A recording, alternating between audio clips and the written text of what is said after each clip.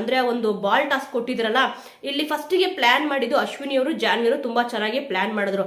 ಇಲ್ಲಿ ಇದೊಂದು ವಿಚಾರ ನಾನು ಕೂಡ ಇಲ್ಲಿ ಅಬ್ಸರ್ವ್ ಮಾಡಿದೆ. ಕೆಲವೊಂದು ಸೋಷಿಯಲ್ ಮೀಡಿಯಾದಲ್ಲಿ ನೀವು ನೋಡ್ತಾ ಇರ್ಬೋದು, ಇಲ್ಲಿ ಅಶ್ವಿನಿ ಗೌಡ ಅವರು ಬಾಲಿಂದ ತಳ್ಳಿಲ್ಲ, ಕೈಯಿಂದ ತಳ್ಳಿದ್ದಾರೆ ಅಂತ ಅಂದ್ಬಿಟ್ಟು ಇಲ್ಲಿ ತೋರಿಸ್ತಾ ಇದಾರೆ. ನಾನು ಅಷ್ಟೊಂದು ಕ್ಲಿಯರ್ ಆಗಿ ಇಲ್ಲಿ ಅಬ್ಸರ್ವ್ ಮಾಡಕ್ ಹೋಗ್ಲಿಲ್ಲ.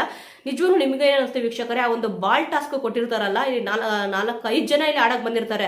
ರಕ್ಷಿತ್ ಅವರು, ಅಶ್ವಿನಿ ಅವರು, ಜಾನ್ವಿ ಅವರು, ರಿಷಾ ಅವರು ಮತ್ತೆ ರಾಶಿಕಾ ಅವರು 5 ಜನ ಆಡ್ತಿರ್ಬೇಕಾದ್ರೆ ಅಶ್ವಿನಿ ಅವರು ಫಸ್ಟ್ ಇಲ್ಲಿ ಇವ್ರನ್ನ ರಕ್ಷಿತ್ನ ಈಚೆ ಹಾಕ್ಬೇಕಾದ್ರೆ ರಾಶಿಕಾ ಅವ್ರು ಮಾತ್ರನೇ ಬಾಲ್ ಅಲ್ಲಿ ಇಲ್ಲಿ ಪುಷ್ ಮಾಡ್ತಾರೆ ರಕ್ಷಿತ್ ಅವ್ರನ್ನ.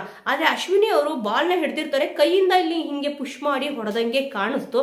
ಅಷ್ಟು ಕ್ಲಿಯರ್ ಆಗಿ ನಾನು ನೋಡ್ಲಿಲ್ಲ, ಬಟ್ ಸೋಷಿಯಲ್ ಮೀಡಿಯಾದಲ್ಲಿ ನೋಡ್ಬೇಕಾದ್ರೆ ಇಲ್ಲಿ ನೋಡಿದ್ದು. ನಿಮಗೇನು ಅನಿಸ್ತು ವೀಕ್ಷಕರೇ? ಇಲ್ಲಿ ಅಶ್ವಿನಿ ಗೌಡವರು ಬಾಲಿಂದ ತಳದ್ರ ಅಥವಾ ಕೈಯಿಂದ ತಳದ್ರ? ಮೇನ್ ಆಗಿ ಈ ಒಂದು ಗೇಮಲ್ಲಿ ಏನಿದ್ದು ಅಂತ ಅಂದ್ರೆ ಬಾಲಿಂದನೇ ತಳ್ಳಬೇಕು ಅಂತ ಅಂದ್ಬಿಟ್ಟು ಇತ್ತು. ಫಸ್ಟಿಗೆ ಅಲ್ಲಿ ಮೋಸ ಮಾಡ್ತಾರೆ, ಬಟ್ ಅದೊಂದು ತಿರ್ಗಾ ಮತ್ತೆ ಚಾನ್ಸ್ ಕೊಡ್ತಾರೆ. ಆದ್ರೂ ಕೂಡ ಇಲ್ಲಿ ಅಶ್ವಿನಿ ಅವರು ಮೋಸ ಮಾಡಿ ಗೆದ್ರ. ನೀವೇನಾದ್ರೂ ಇಲ್ಲಿ ಅಬ್ಸರ್ವ್ ಮಾಡಿದ್ರೆ ನನ್ನ ಕಮೆಂಟ್ ಅಲ್ಲಿ ತಿಳಿಸಿ. ಕೆಲವೊಬ್ರು ಎಷ್ಟು ಸ್ವಾರ್ಥಿಗಳು ಅಂತ ಅಂದ್ರೆ, ನೀವು ಕಳೆದ ವಾರ ಇಲ್ಲಿ ಮಾಡುವರು ಕ್ಯಾಪ್ಟನ್ ಆದಾಗ ಇವ್ರಿಗೆ ಮಾಡುವರು ಕ್ಯಾಪ್ಟನ್ ಆಗಿದ್ದು ಖುಷಿಗಿಂತ ನಾನು ಕಳೆದ ವಿಡಿಯೋದಲ್ಲಿ ಇಲ್ಲಿ ತಿಳಿಸ್ಕೊಟ್ಟಿದ್ದೆ, ಕಾವ್ಯ ಅವರು ಕ್ಯಾಪ್ಟನ್ ಆಗಿಲ್ಲ ಅನ್ನೋ ಖುಷಿನೇ ಜಾಸ್ತಿ ಇತ್ತು. ಜಾನ್ವಿ ಅವರು, ಅಶ್ವಿನಿ ಅವರು, ಸ್ವಲ್ಪ ಜನ ನೀವು ನೋಡ್ಬೋದು ಬಿಗ್ ಬಾಸ್ ಮನೆಯಲ್ಲಿ ಕಾವ್ಯ ಅವ್ರನ್ನ ಕಂಡ್ರೆ ಸ್ವಲ್ಪ ಜನಕ್ಕೆ ಇಲ್ಲಿ ಆಗಲ್ಲ.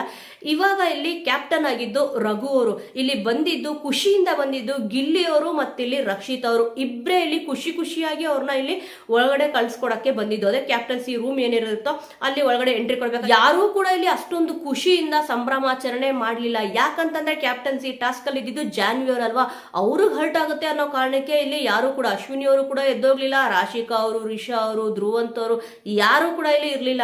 ಗಿಲ್ಲಿ ಅವರು, ರಕ್ಷಿತ್ ಅವರು ಇಬ್ರು ಕೂಡ ಇಲ್ಲಿ ಖುಷಿಯಿಂದ ಹೋಗ್ಬಿಟ್ಟು ಇಲ್ಲಿ ಮಾತಾಡಿದ್ರು. ಇಲ್ಲಿ ಅಶ್ವಿನಿ ಅವರು ಇದ್ರಲ್ಲೂ ಕೂಡ ಒಂದು ಸ್ಟ್ರಾಟಜಿ ಹುಡುಕೊಂತಾರೆ.